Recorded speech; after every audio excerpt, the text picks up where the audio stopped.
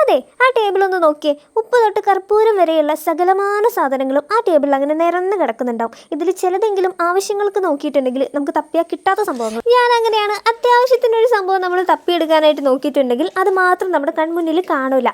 ഇങ്ങനെ അനുഭവമുള്ള ആൾക്കാരുണ്ടെങ്കിൽ ഒന്ന് കമൻറ്റ് ചെയ്യണം കേട്ടോ. ഒന്ന് അറിയാൻ വേണ്ടിയിട്ടാണ് ഞാൻ. ഇനിയിപ്പോൾ ഇത് ഉണ്ടാക്കിയിട്ട് വല്ല കാര്യമുണ്ടോ എന്ന് ചോദിച്ചാൽ അതും എനിക്കറിയില്ല. കാരണം എൻ്റെ ടേബിൾ എപ്പോഴും അവിയൽ കുഴിച്ച രൂപത്തിലാണ് ഉണ്ടാവാറ്. കാരണം നമ്മളെപ്പോഴും ഈ ക്രാഫ്റ്റ് ചെയ്യാനായിട്ട് ഓരോ സാധനങ്ങൾ എടുക്കുന്ന സമയത്ത് അതിങ്ങനെ അവിടെ ഇവിടെയൊക്കെ ആയിട്ട് കിടക്കും. പിന്നെ അത് അടുക്കി പെറുക്കി വെക്കുന്ന ടൈം കൊണ്ട് എനിക്ക് വേറെ എന്തെങ്കിലും ക്രാഫ്റ്റ് ചെയ്യാലോ എന്ന് വിചാരിക്കും. ഇങ്ങനെയുള്ള ആൾക്കാരൊക്കെ ഉണ്ടെന്നുണ്ടെങ്കിൽ ഒന്ന് പറയണോ എന്ന് വിചാരിച്ച് ഇടയ്ക്കൊക്കെ അടുക്കി പെറുക്കി വെക്കുന്നത് നല്ലതാണ് കേട്ടോ. കാരണം ഇടയ്ക്കെങ്കിലും നമ്മൾ തപ്പുന്ന സാധനം കിട്ടണമല്ലോ.